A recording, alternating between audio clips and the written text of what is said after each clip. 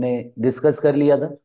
आज हम next heading में जाएंगे कि मसल्स जब रिलैक्स होती हैं तो कौन कौन से इवेंट्स होते हैं। जब मसल से रिलैक्स, बिकॉज कॉन्ट्रेक्शन के बाद मसल को रिलैक्स होना है। एक बार अगर मसल कॉन्ट्रैक्ट हो तो वो हमेशा के लिए इस कॉन्ट्रैक्टेड स्टेट में नहीं होती है, उसके बाद उसकी रिलैक्सेशन होनी है। तो जब मसल रिलैक्स होगी तो कौन कौन से इवेंट्स होंगे, तो हम इनको देखेंगे कि किस तरह से मसल जो है रिलैक्स होती है। तो you know very well when nerve impulse ceases, ceases की मीनिंग है स्टॉप। जैसे फॉर एग्जांपल हम किसी भी मसल को कॉन्ट्रैक्ट कराने के लिए ऑर्डर देते हैं, कॉन्ट्रैक्ट हो गई। अब मजीद जैसे हमें इसमें कॉन्ट्रैक्शन की हमें कोई ज़रूरत नहीं है, तो जाहिर है तो हम यहाँ से सिग्नल मैसेज इम्पल्स जाएगा इन मसल्स के लिए कि फर्दर कॉन्ट्रैक्शन नहीं होनी है। तो यकीनन देन जो है फर्दर जो पहले कॉन्ट्रैक्शन हो रही थी अब वो स्टॉप हो जाएगी। तो ceases to events relax the muscle fibre. हमारे बुक में दो इवेंट्स का जिक्र है, हालांकि इसमें काफी सारे इवेंट्स होते हैं, हम इनको कंपेरेटिवली, जब मसल कॉन्ट्रैक्ट होती है तो कौन से इवेंट्स होते हैं और जब मसल रिलैक्स होती है तो जाहिर है उसके तकरीबन जो अपोजिट ही पॉइंट्स होंगी, वो सब मसल रिलैक्सेशन में आती हैं। पर एसटीबी के हवाले से हम देखेंगे कि दो कौन से इवेंट्स होंगे जो मसल को रिलैक्स कराते हैं। पहला इवेंट ये है, acetyl Colin that remain in the synapse is rapidly decomposed by an enzyme acetylcholine esterase। Acetylcholine esterase enzyme होता है, वो इसको जो है डीकम्पोज करता है। क्यों जरूरत है डीकम्पोजिशन की? बिकॉज आपको पता है कि नर्व इम्पल्स का जो सिग्नल या मैसेज जब एक्सॉन टर्मिनल तक आया था, पहले तो वो था इलेक्ट्रो था, बाद में वो केमिकल फॉर्म में कन्वर्ट हुआ। केमिकल कौन सा था? न्यूरोट्रांसमीटर। न्यूरोट्रांसमीटर का नेम एसिटाइलकोलिन था, जो मोटर एंड प्लेट के रिसेप्टर के साथ बाइंड हुआ था। वो मैसेज उसने देन मसल सेल को दे दिया। अब इस एसिटाइलकोलिन को ब्रेक करना है, बिकॉज एक नर्व इम्पल्स या सिग्नल, वो मैसेज पहुंच चुका है मसल की कॉन्ट्रेक्शन के लिए। अब इसी एसिटाइलकोलिन को जो ब्रेक होना जरूरी है ताकि ये जो है मसल रिलैक्स हो। और हर वक्त से ऐसी कॉन्ट्रैक्टेड स्टेट के लिए जो सिग्नल, जैसे अगर एसिटाइलकोलिन अटैच है तो मीन्स वो मसल टेंस स्टेट में जैसे रहेगी।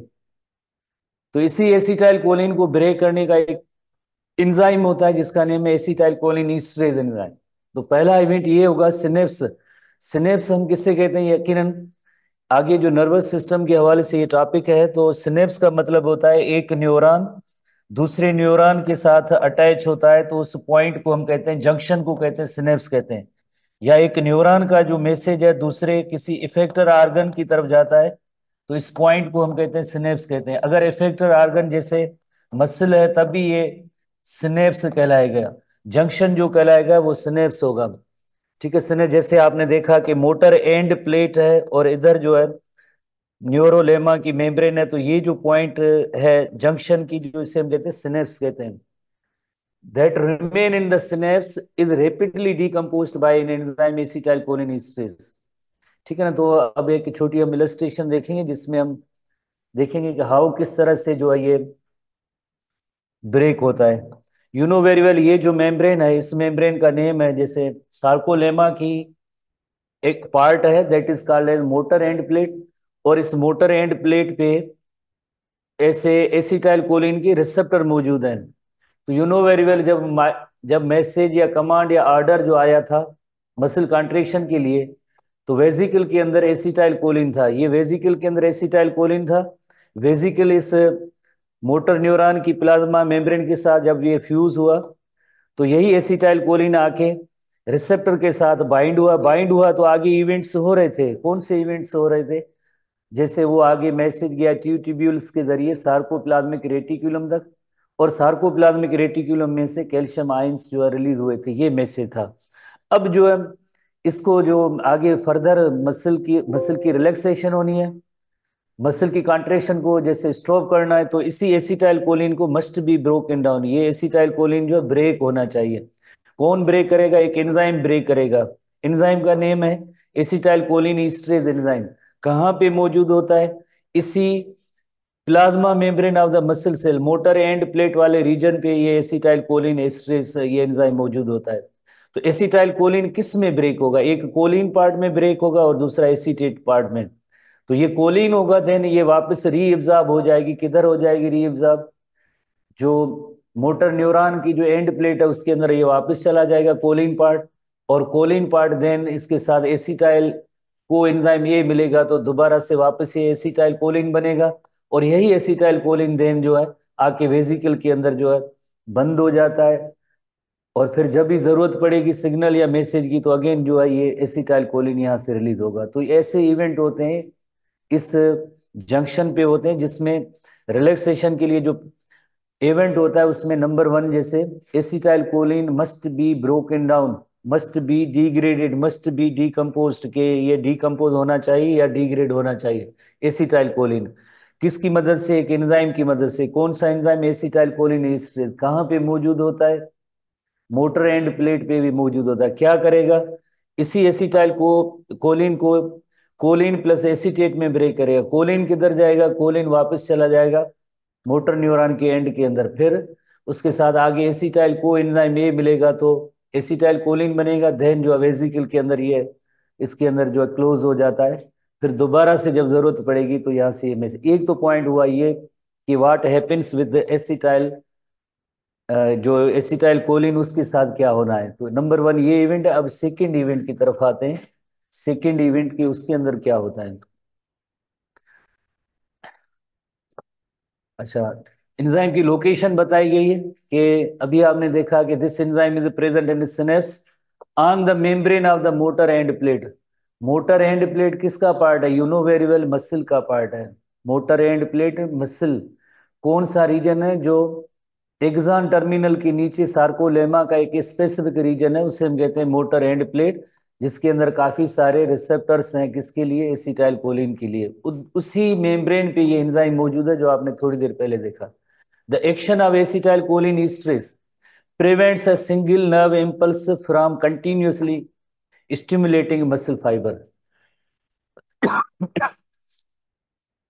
जिसे हमने प्रीवियस इलस्ट्रेशन में देखा कि सिग्नल या मैसेज एक बार आता है, वो एक बार कॉन्ट्रेक्शन होगी। अगर ये एक बार जैसे सिग्नल आए और हम कहेंगे मुसलसल मसल कॉन्ट्रैक्ट होती रहे तो ऐसा नहीं होता है।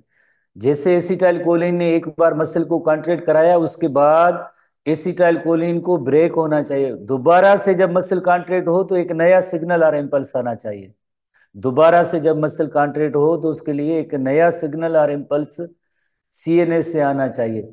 एक सिग्नल या इम्पल्स के जरिए जैसे कंटिन्यूअसली मसल कभी भी कॉन्ट्रैक्ट नहीं होगी, तो उसके लिए जरूरी है कि एसिटाइल कोलिन को ब्रेक होना चाहिए, डिग्रेड होना चाहिए। कौन करेगा? वो एंजाइम करता है। इसी का यही पर्पज है कि बस एक बार जैसे मैसेज गया, कॉन्ट्रेक्शन हुई, कंटिन्यूस नहीं होगी, फर्दर दोबारा से जब मसल को कॉन्ट्रैक्ट होना है तो एक नया इम्पल्स आए।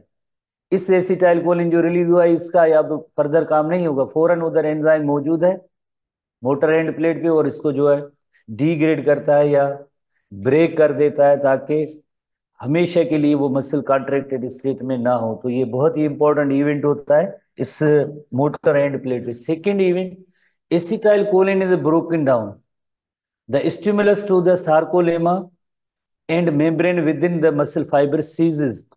जैसे एसिटाइल कोलिन जो है ब्रेक हुआ, हाइड्रोलाइज हुआ, डिकम्पोज टूट गया, तो वो स्टिमुलस पहले जैसे मौजूद था अब वो स्टिमुलस नहीं रहा तो यकीनन मसल जो है रिलैक्सेशन की स्टेट में आनी है। मसल को रिलैक्स होना है अब, बिकॉज ये एसिटाइल कोलिन जो अब तो ब्रेक हो चुका है तो वो केमिकल मैसेज है वो नहीं रहा तो अब यकीनन जो है मसल को रिलैक्स होना है। मसल फाइबर जैसे with in the muscle fibre ये जो सिग्नल था वो अब स्टॉप हो जाए। सीज का मतलब होता है स्टॉप हो गया। Stimulus to the sarcolemma and the membrane within the muscle fibre ceases. अब जो अब कॉन्ट्रेक्शन का अमल है बंद हो जाएगा, अब यकीनन रिलैक्सेशन है। जब मसल होती है तो ये रिलैक्सेशन है। तो इस तरह से हमने देखा कि जब भी एक फुली कॉन्ट्रैक्टेड मसल होती है, हमने नोट किया पहले जैसे मसल फाइबर जैसे लाइक रिलैक्स स्टेट में होते हैं और बाद में जैसे देखा गया कि जैसे ये कॉन्ट्रैक्टेड हुए, कॉन्ट्रैक्टेड होने के बाद जब दोबारा से वापस रिलैक्स होंगे तो यही सेम इवेंट होंगे। कौन से? जो हमने कल की क्लास में भी पढ़ा था जब मसल कॉन्ट्रैक्ट होती है तो जैसे ए बैंड के अंदर ये एच जोन होता है वो डिसअपियर होता है, एच जोन डिसअपियर होता है, तो एच जोन ये वापस रीअपियर हो गया। और इधर जैसे आपको पता है कि एक आई बैंड भी, जैसे आई बैंड भी है, ये जेड लाइन है और ये आई बैंड है। आई बैंड का एरिया ज्यादा इधर है जब मसल रिलैक्स है, और आई बैंड तकरीबन हाफ के बराबर जैसे कॉन्ट्रेक्शन होती है तो कम होता है, दोबारा से आई बैंड ये बड़ा हो जाएगा। यही चेंजेस होंगी सार्कोमियर के अंदर।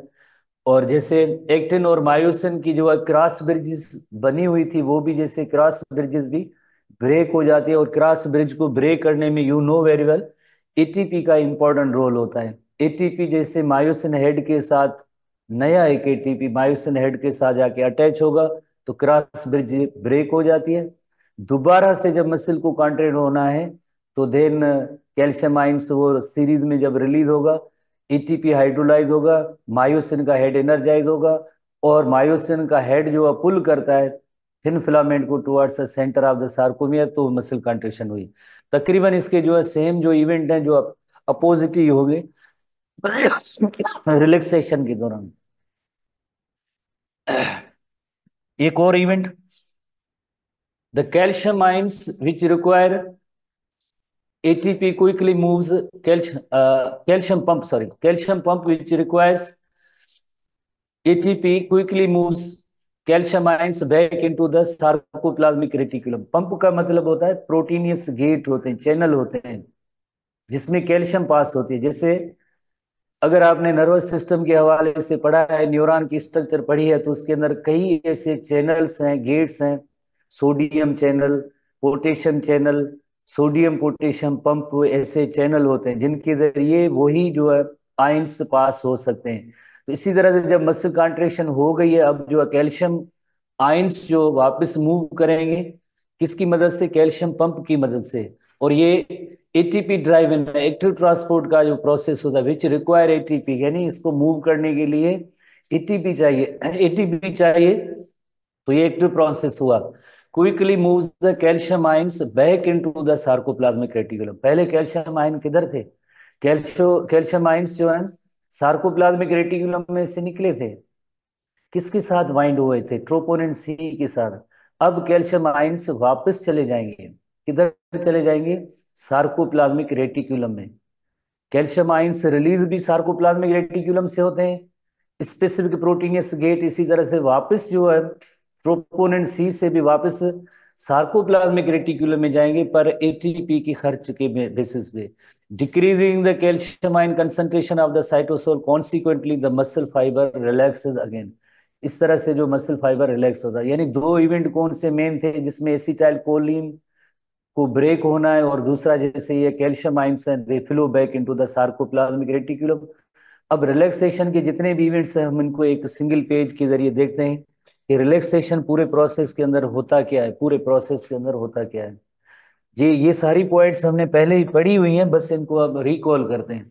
तो रिलैक्सेशन ऑफ मसल जो है उसमें सबसे पहले जैसे एसिटाइल कोलिन ईस्टरेज एंजाइम, जैसे you know very well motor end plate पे जो मौजूद होता है, न्यूरोमस्कुलर जंक्शन पे मौजूद था, breaks down the acetyl choline in the synaptic cleft. उसने ब्रेक किया, और ब्रेक किया तो क्या हुआ है? जो मसल कॉन्ट्रेक्शन के लिए एक्शन पोटेंशियल जो है, अब उसको स्टॉप कर दिया उसने, क्योंकि केमिकल मैसेज आगे जो है सार्कोप्लाज्मिक रेटिकुलम तक अब नहीं जाएगा, क्योंकि एसिटाइल कोलिन जो है वो ब्रेक हो गया, ब्रेक हो गया, तो ये स्टॉप हो गया action potential. Calcium is reabsorbed, किधर वापस जाएगा? थोड़ी देर पहले पढ़ा था हमने, सार्कोप्लाज्मिक रेटिकुलम में। एटीपी ड्राइवर है, क्योंकि इस प्रोसेस के लिए एटीपी चाहिए। ATP from the sarcoplasmic reticulum into the, और फ्रॉम द सार्कोप्लाज्म। सार्कोप्लाज्म आपको पता है cytoplasm of the muscle cell कहते हैं, और उसी के अंदर आपको पता है मायोफाइब्रिल पड़े थे। मायोफाइब्रिल के अंदर थिन जो फिलामेंट थी जिसका नेम था एक्टिन फिलामेंट, और उसके साथ ट्रोपोनिन सी था, उसके साथ ये जो है बाइंड थी कैल्शियम। अब ये यहीं से वापस चली जाएगी सार्कोप्लाज्मिक रेटिकुलम में। Calcium ions can not bind to troponin. अब जाहिर है कैल्शियम आइंस जो फ्लो बैक हो गए सार्कोप्लाज्मिक रेटिकुलम में।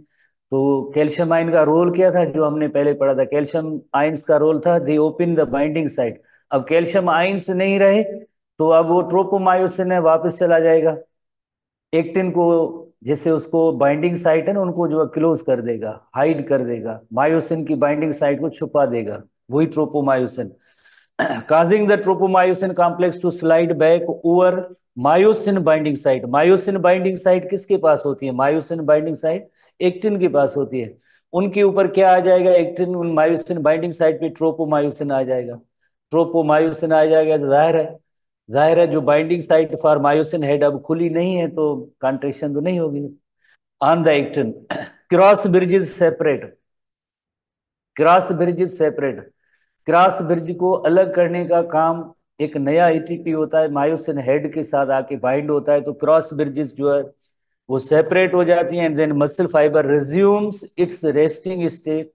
रेस्टिंग स्टेट का मतलब है शुरू में ओरिजिनली जब मसल रिलैक्स थी उस जैसी पोजीशन पे आ जाएगा।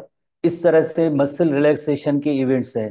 तकरीबन ये सारी पॉइंट्स ऐसे हमने पढ़ी हुई हैं, जस्ट एक ही नई पॉइंट है इसमें कि एसिटाइल कोलिन ईस्ट्रेज एंजाइम होता है, वो एसिटाइल कोलिन को ब्रेक करता है, इंपल्स स्टॉप हो जाएगा, सार्को प्लाज्मिक रेटिकुलम के अंदर वापस कैल्शियम आयंस चले जाएंगे, कैल्शियम आयंस वापस चले जाएंगे तो आपको पता है ट्रोपोमायोसिन जो है वो अब दोबारा से एक्टिन के ऊपर जो मायोसिन बाइंडिंग साइट्स हैं उनको जैसे हाइड कर देता है, छुपा लेता है, एक्सपोज अब नहीं होगा।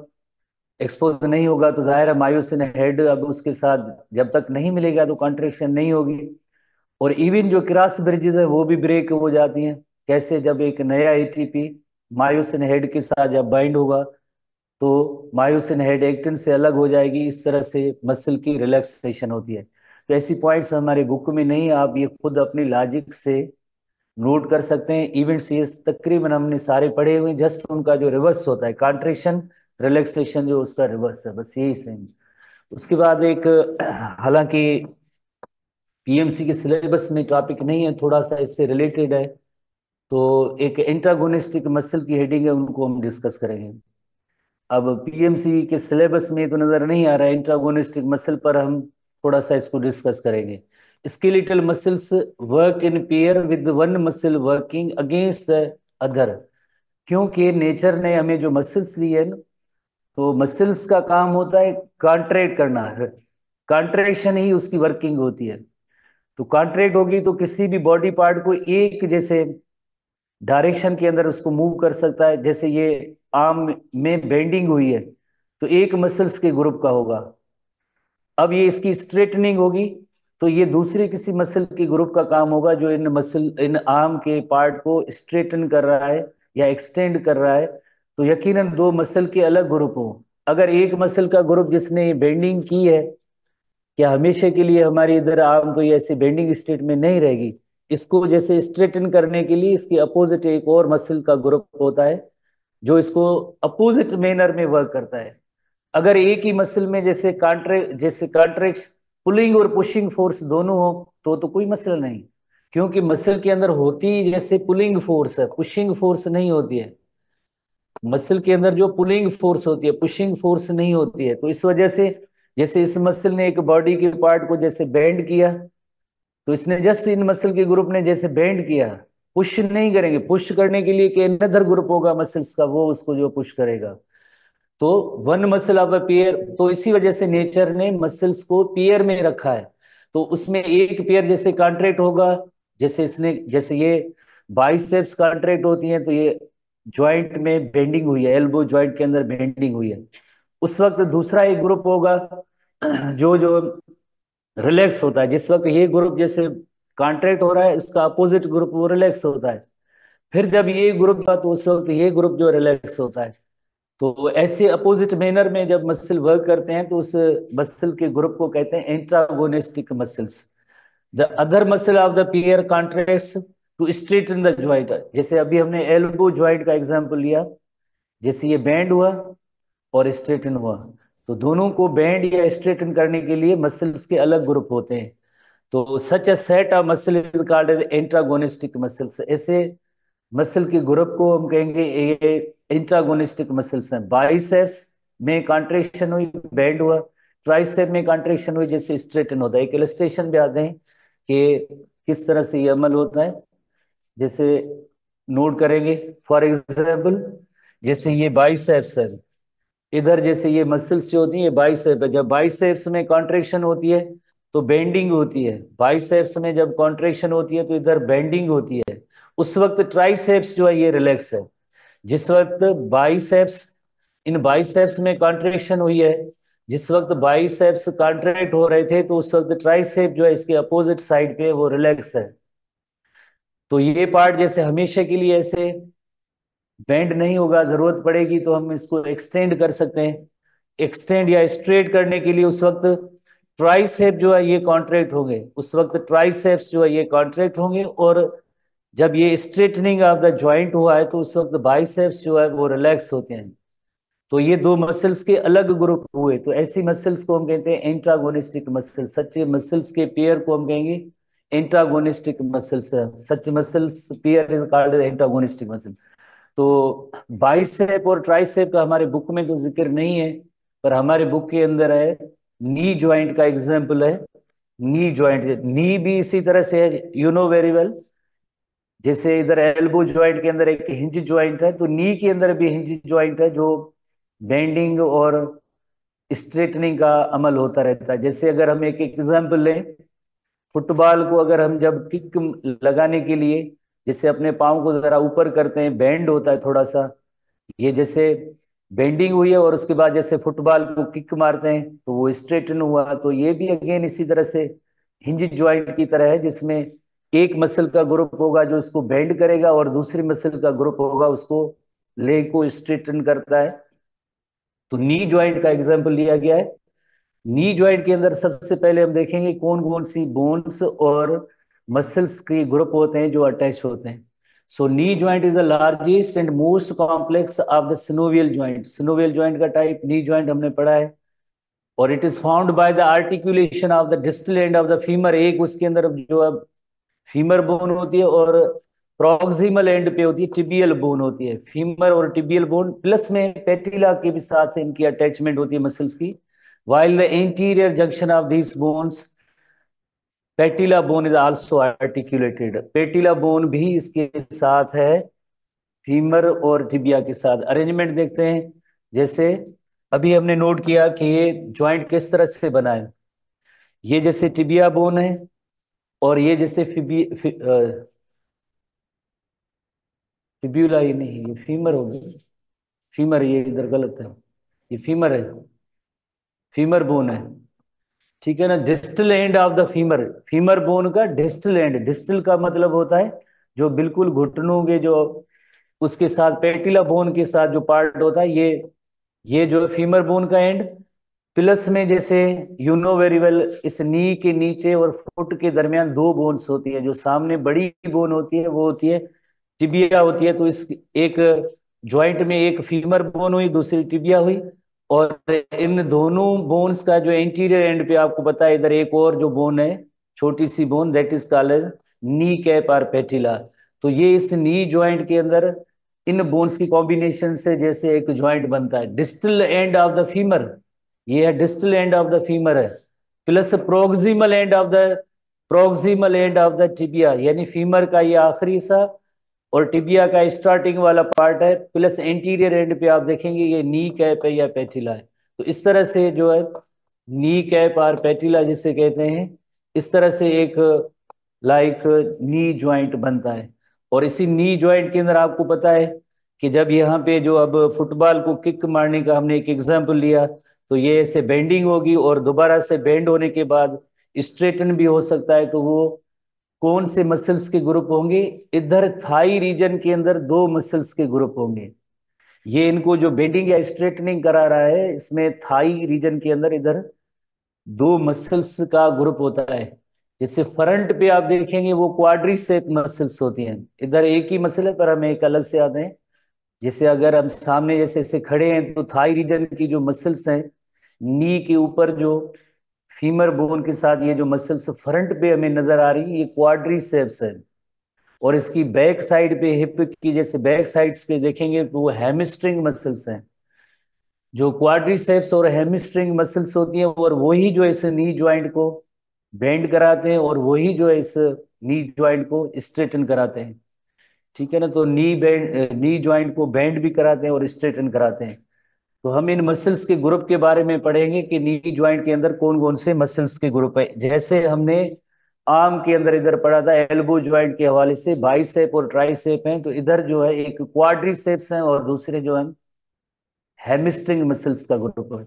हैमस्ट्रिंग मसल जैसे हमारी ये बैक साइड होती है, तो इस साइड पे जो है इस थाई रीजन की जो है इस बैक साइड जैसे ही है, तो इस हिप हम जिससे कहते हैं, तो उनके अंदर जो है हैमस्ट्रिंग है और फ्रंट पे जैसे हम कहेंगे वो क्वाड्रिसेप मसल्स हैं।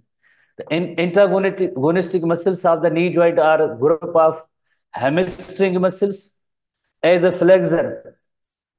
रिकॉल करें, हमने एक छोटा एग्जांपल लिया था, जैसे एल्बो जॉइंट में फ्लेक्शन हुई है, तो फ्लेक्सर क्या है, ये बाइसेप्स फ्लेक्सर है। और इसके जो अपोजिट ग्रुप है ट्राइसेप जो है वो एक्सटेंसर है, एक्सटेंशन होती है। बिल्कुल इसी तरह से जैसे अभी हमने नोट किया कि अगर हम फुटबॉल को जैसे किक लगाने के लिए अपने जैसे एल्बो रीजन में देखते हैं तो बेंडिंग होती है, बेंडिंग होती है उसका मतलब है फ्लेक्शन होती है। तो फ्लेक्शन के लिए कौन सी मसल्स रेस्पॉन्सिबल हैं, बेंड करने के लिए नी जॉइंट को बेंड करने के लिए कौन सी मसल्स का ग्रुप रेस्पॉन्सिबल है, hamstring muscle. And the group of quadricep muscles, और जो क्वाड्रिसेप मसल्स होते हैं एज ए एक्सटेंसर। एक्सटेंसर का मतलब होता है जैसे हम अपनी लेग को जैसे नी जॉइंट से आगे एक्सटेंड करते हैं, जैसे फुटबॉल को किक लगाई तो ये एक्सटेंशन हो गई, तो एक्सटेंसर मसल्स हैं वो क्वाड्रिसेप हैं। जस्ट एक ही सिंपल सा क्वेश्चन। हेमिस्ट्रिंग मसल्स हैं जो बैक साइड पे जैसे मौजूद है वो है फ्लेक्सर मसल्स है। फ्लेक्सर मसल्स का मतलब है जो फ्लेक्शन कराते हैं, जैसे इस इलस्ट्रेशन में हम देखते हैं कि जैसे ये बेंडिंग हुई है, नी जॉइंट पे बेंडिंग हुई है, तो यानी फ्लेक्शन हुई है, फ्लेक्सर मसल्स का काम है। और फ्लेक्सर मसल्स कौन से हैं, हेमिस्ट्रिंग मसल है। हेमिस्ट्रिंग मसल्स कहाँ पे मौजूद है, इधर जैसे थाई रीजन है फ्रंट पे, उसके बैक साइड पे जो ये हेमिस्ट्रिंग मसल है। आगे वाली जो मसल्स है उनका नेम क्या है, उनका नेम है एक्सटेंसर है, ये क्वाड्रिसेप मसल है। तो यही जो नी जॉइंट है जब ये स्ट्रेट होगा, स्ट्रेट होगा, तो किन मसल्स के ग्रुप का काम होगा, ये क्वाड्रिसेप का होगा, जिन्हें कहते हैं एक्सटेंसर। जैसे हम अपनी लेग को ऐसे स्ट्रेट करते हैं तो उस वक्त ये एक्सटेंसर और क्वाड्रिसेप मसल्स का काम होता है। जब हम इस अपने जो है नी जॉइंट को ऐसे बेंडिंग कराते हैं तो उसमें इन हेमिस्ट्रिंग मसल्स का जो ये रोल होता है। जस्ट इतना ही एक पॉइंट है कि hamstring muscles are flexor muscles, flexion कराएंगे, और क्वाड्रिसेप मसल्स आर एक्सटेंसर या एक्सटेंडिंग कराएंगे, एक्सटेंसर्स या एक्सटेंडिंग कराएंगे। उसके बाद नेक्स्ट आते हैं कि hamstring muscles are made up of three individual individual muscles. तीन जो है उसमें मसल्स के ग्रुप हैं। कहाँ कहाँ पे मौजूद है, बैक ऑफ द थाई। थोड़ी देर पहले हमने नोट किया है बैक ऑफ थाई, उधर ये मसल्स है back of the thigh, originating from hip region and inserting into the knee. इसको हम देखते हैं इलस्ट्रेशन में कि ये मसल्स हैमस्ट्रिंग मसल्स इनको हम कहते हैं। ये हैमस्ट्रिंग मसल्स जो है थ्री मसल्स का ग्रुप होता है। कहाँ से ओरिजिन इनकी होती है, हिप से, और इंसर्शन कहाँ पे होती है, नी में। ओरिजिन और इंसर्शन मसल के हवाले से ये टर्म होते हैं। जैसे अगर हम इस एल्बो जॉइंट का एग्जांपल लें, बाइसेप का एग्जांपल लेते हैं, जैसे फॉर एग्जांपल बाइसेप का एग्जांपल लेते हैं। बाइसेप मसल होती है ना, तो उसकी ये पॉइंट ओरिजिन होती है, जो स्टेशनरी पार्ट होता है ना जिसपे ये मसल अटैच होती है, इसे इस पॉइंट को कहते हैं ओरिजिन कहते हैं। और जो मूवेबल पार्ट होता है उसके अंदर ये मसल आके जो अटैच होती है इसे कहते हैं इंसर्शन कहते हैं, ओरिजिन इंसर्शन। और दरमियान में मसल का ये जो वाइडर रीजन है, जैसे जो एथलीट होते हैं उनकी मसल्स जैसे बड़ी होती हैं, जो जिसे हम कहते हैं कि ये मसल कॉन्ट्रैक्ट हुई तो जैसे अंडे जैसी शेप हो गई, तो ये इसे कहते हैं बैली कहते हैं, this is called the belly. Origin insertion और ये वाइडर पार्ट होता है जिसे कहते हैं बैली कहते हैं, ओरिजिन इंसर्शन बैली। तो इसी तरह से इसी जैसे मसल्स के बारे में है कि originating from the hip, hamstring muscle hip region में उनकी ओरिजिन है। इंसर्शन किसमें इंसर्शन होती है, वो नी रीजन के अंदर है। इलस्ट्रेशन में देखते हैं किस तरह से होगी कि ओरिजिन इनकी जो होती है हेमिस्ट्रिंग मसल्स की ओरिजिन होती है वो जैसे यहाँ से ये ओरिजिनेट हुई है हिप रीजन से, और इंसर्शन किस जगह पे होती है, इंसर्शन होती है इधर नी रीजन के अंदर। जैसे हमने एग्जाम्पल लिया कि जैसे एल्बो जॉइंट के अंदर हमने एग्जाम्पल लिया, एल्बो जॉइंट जैसे एक पॉइंट ओरिजिन की होती है और दूसरी पॉइंट होती है इंसर्शन की, ओरिजिन और ये है इंसर्शन। इसी तरह से इन मसल्स के हेमिस्ट्रिंग मसल्स जो है हिप से ओरिजिनेट हुई और एल्बो के अंदर जो आके इंसर्ट हुई, इंसर्शन हुई। तो ये जो थ्री ग्रुप है मसल्स के, हमारे बुक के अंदर नेम नहीं है। ये एक मसल का ग्रुप है सेमी टेंडिनस मसल, ये सेमी टेंडिनस मसल। दूसरा मसल का ग्रुप है semi membranes muscle, semi membranes muscle. और तीसरी एक बड़ी मसल है बाइसेप फीमोरिस। तो ये तीन मसल्स हैं जो फ्रंट पे, जैसे इधर जो है बोन की इस साइड पे ये क्वाड्रिसेप है, और बैक साइड पे जैसे थाई की बैक साइड पे जो है हेमिस्ट्रिंग मसल्स हैं, जिनके अंदर तीन ग्रुप हैं सेमी टेंडिनस, सेमी मेम्ब्रेनस और बाइसेप फीमोरिस। ये तीन जो है मसल्स होती हैं और इन्हें हम कहते हैं हेमिस्ट्रिंग मसल्स।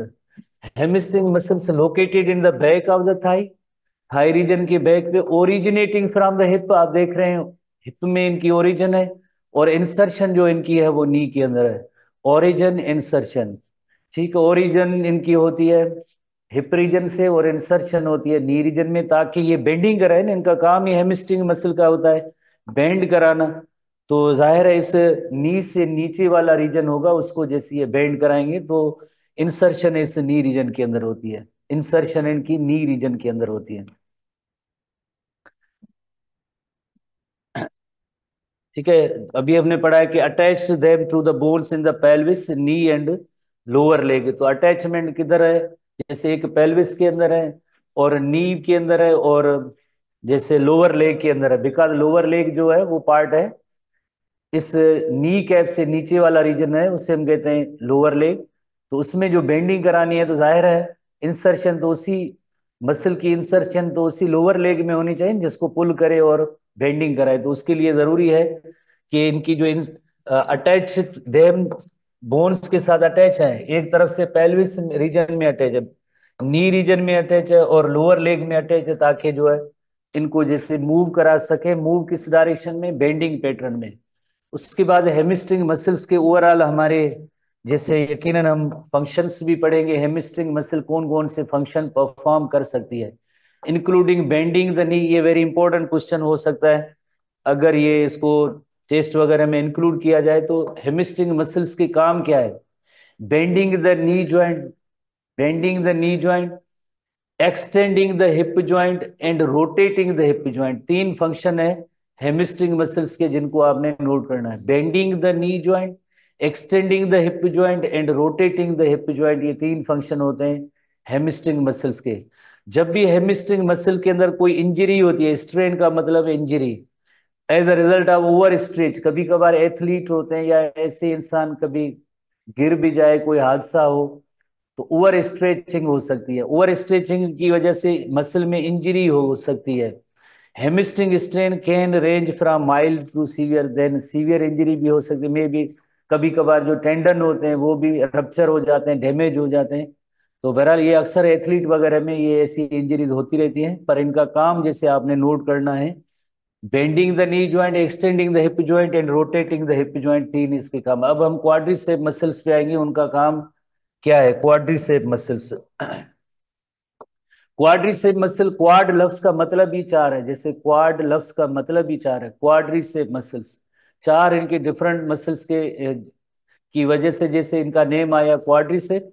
कहाँ पे लोकेटेड है, जैसे हमने थोड़ी देर पहले पढ़ा था थाई रीजन का इंटीरियर पार्ट है, तो ये इसके अंदर जो है क्वाड्रिसेप है और थाई के बैक पे जो है हेमिस्ट्रिंग मसल्स होती हैं, interior region of the thigh. Quadricep is a hip flexor, जैसे आप जहन में रखें पहले हमने जो पढ़ा था हेमिस्ट्रिंग मसल वो फ्लेक्शन कराते हैं, अब ये जो है हिप फ्लेक्सर है, hip flexor and knee extensor है, हिप फ्लेक्सर और नी एक्सटेंसर है।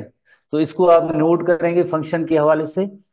हम एक इनके मसल्स के ग्रुप का जैसे थोड़ा एक छोटा सा पार्ट है, बुक में तो नहीं है, नहीं नेम याद करने की जरूरत है। चार मसल्स हैं, रेक्टस फेमोरस, वास्टस मीडियलिस, इस तरह से चार नेम है जो मसल के चार इधर ग्रुप होते हैं, vastus intermediate and vastus lateralis 4 muscle के ग्रुप होते हैं। Anterior region of the thigh है, anterior region of the thigh है, उसके अंदर 4 ग्रुप है। ये मसल के 4 ग्रुप हैं, जैसे एक मसल, दूसरी मसल, ये तीसरा मसल का ग्रुप और ये चौथा मसल का ग्रुप।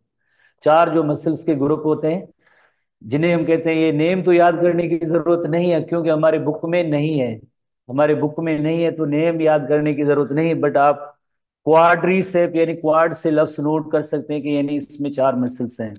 फंक्शन जो है वो याद करना जरूरी होता है, बाकी नेम याद करना जरूरी नहीं है क्योंकि हमारे एसटीबी बुक में नहीं है। आगे मेडिकल साइंस में आपको पढ़ने पड़ेंगे, फिलहाल कोई जरूरत नहीं है। They form the main bulk of the thigh. जाहिर है थाई रीजन है, उसके अंदर जो मेन मसल्स हैं यही है, क्वाड्रिसेप्स है। Thigh most powerful muscles in the body, सबसे ज्यादा जो है पावरफुल मसल, बिकॉज जैसे आप देखें रनिंग वगैरह हम करते हैं या तो उसके अंदर जो है मेन किरदार जैसे इन्हें हाई मसल्स का ही होता है। तो quadricep all work to extend और straighten the knee joint and primarily active in kicking. ये पॉइंट इंपॉर्टेंट होगी कि क्वाड्रिसेप मसल्स का काम क्या है, कि किकिंग है, जंपिंग है, साइकिलिंग है और रनिंग है, इन सब के अंदर जो है क्वाड्रिसेप मसल्स का रोल होता है या किरदार होता है। तो ये आपने पॉइंट से इनको स्पेशल एम्फेसिस देंगे आप कि इनका क्वाड्रिसेप मसल्स का रोल या किरदार क्या है। बाकी तो 4 है, फ्रंट पे है, थाई में है, स्ट्रॉन्गेस्ट है, ये ऐसी चीजें तो आप याद ही कर सकते हैं, कोई इतना बड़ा इश्यू नहीं है। आखिरी हेडिंग आज के दिन के हवाले से आएंगे। पीएमसी के सिलेबस में बाय द वे ये टॉपिक नहीं है पर थोड़ा इससे मसल से रिलेटेड है तो हम पढ़ रहे हैं इसको। जैसे मसल फटीग, कभी कभार जैसे मसल वर्क करने के बाद जैसे थक जाती है, फटीग का मतलब है थक जाना। जैसे अगर कोई वेट लिफ्टर है तो एक हद तक जो जैसे वेट लिफ्टिंग करता है फिर उसके बाद उसमें वो वेट या वजन उठाने की जैसे कहते हैं ना सलाहियत नहीं रहती है क्योंकि मसल्स जो थक गई है। या हम रनिंग करते हैं, रनिंग करते करते एक ऐसी पॉइंट पे पहुंच जाएंगे फर्दर जो है हम रनिंग नहीं कर सकते हैं कि जब हम थक गए, बड़े बड़े हम सांस ले रहे होते हैं। तो ये इसे हम कहते हैं मसल फटीग। पर इसमें प्रोसेस कौन सा होता है, केमिकली ऐसा कौन सा प्रोसेस है जिसकी वजह से मसल जो है थक जाती है।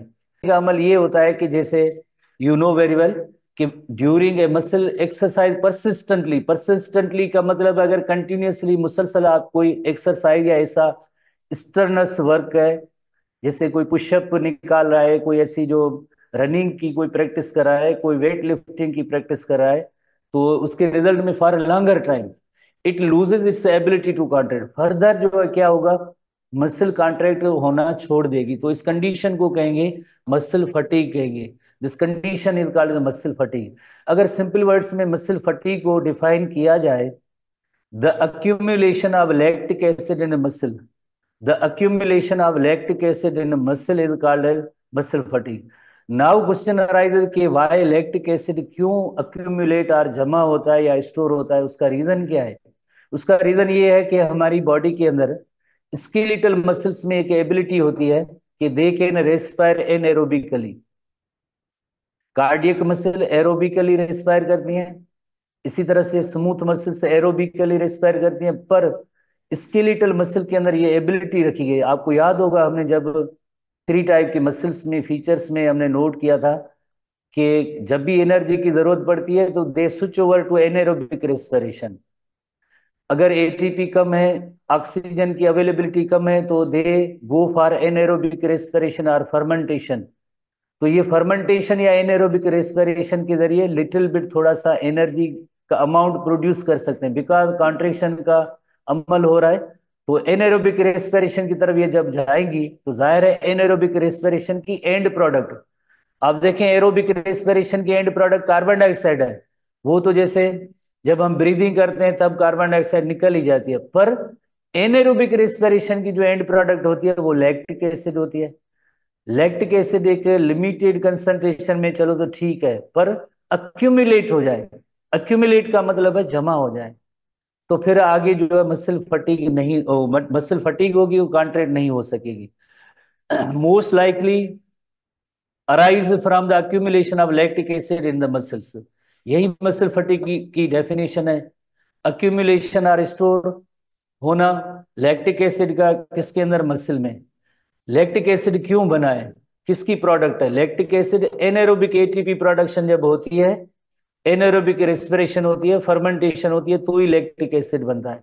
अब इस लैक्टिक एसिड के इफेक्ट क्या होंगे जिसकी वजह से जो कोई मसल काम नहीं कर रही है, लोअर्ड दिस, अगर लैक्टिक एसिड बन जाएगा तो पीएच कम हो जाएगा फ्रॉम द लैक्टिक एसिड, उसकी वजह से पीएच कम होगा। पीएच कम होगा तो रिजल्ट क्या होगी कि मसल फाइबर जो है रेस्पॉन्डिंग टू स्टिमुलेशन, जैसे आपको पता है ना, स्टिमुलस आता है स्केलेटल मसल को कॉन्ट्रैक्ट, हम अगर चाहे भी कि अब हम मजीद दौड़े, हम जीतने वाले हैं, आगे लाइन पड़ी है, पर हम इतने थक चुके होते हैं कि हमारे चाहने के बावजूद, हमारे जैसे ऑर्डर देने के बावजूद भी वो आगे स्टिमुलस, आगे जो स्केलेटल मसल तक नहीं जाता है। क्यों नहीं जाता है, बिकॉज पीएच जो कम हो गया है, तो आगे स्टिमुलस उसको मसल रेस्पॉन्ड नहीं करेगी from the lactic acid. Lowered pH क्यों हुआ है, लैक्टिक एसिड की वजह से हुआ है। अब लैक्टिक एसिड क्या करेगा, मसल फाइबर को रोकेगा कि आप जो स्टिमुलेशन जो कोई पर्सन दे रहा है, उसको ऑर्डर दे रहा है, अब वो ऑर्डर मसल ओबे नहीं करेगी सिंपल वर्ड्स में, क्योंकि पीएच जो है लो हो गया है। तो ये उसकी वजह से जो है फर्दर कॉन्ट्रेक्शन नहीं होगी और हम थक जाते हैं, हम बैठ जाते हैं, देन बड़े बड़े सांस लेते हैं। बड़े बड़े सांस लेना इसका मतलब ये होता है अमाउंट ऑफ ऑक्सीजन इतना हम ले रहे हैं, ये अमाउंट ऑफ ऑक्सीजन नीडेड होता है, जरूरी होता है किसके लिए, to remove the lactic acid. जैसे हम थोड़ी देर के लिए रेस्ट करते हैं, बड़े बड़े सांस लेते हैं, डीप ब्रीथ लेते हैं, तो इसका मतलब है इतनी ऑक्सीजन का अमाउंट हम ले रहे हैं ताकि लैक्टिक एसिड को रिमूव किया जाए। अगर मुसलसल इसी तरह से लैक्टिक एसिड स्टोर रहेगा, जमा रहेगा, तो ये स्टिमुलस जो हम दे रहे हैं, जो सिग्नल दे रहे हैं, कमांड दे रहे हैं मसल को, वो भी मसल नहीं कर रही है। तो उसके लिए ऑक्सीजन की अमाउंट की जरूरत पड़ती है ताकि लैक्टिक एसिड को रिमूव किया जाए। वो ऑक्सीजन देन क्या करेगी, ऑक्सीजन लैक्टिक एसिड को ग्लूकोज में कन्वर्ट कर देगी। लिवर के अंदर एक प्रोसेस होता है where lactic acid is produced is diffused out from the muscle fiber and carried into the blood stream to the liver। Liver के अंदर एक साइकिल होता है, हमारे बुक के अंदर नहीं है, उसे साइकिल का नेम है कोराई साइकिल।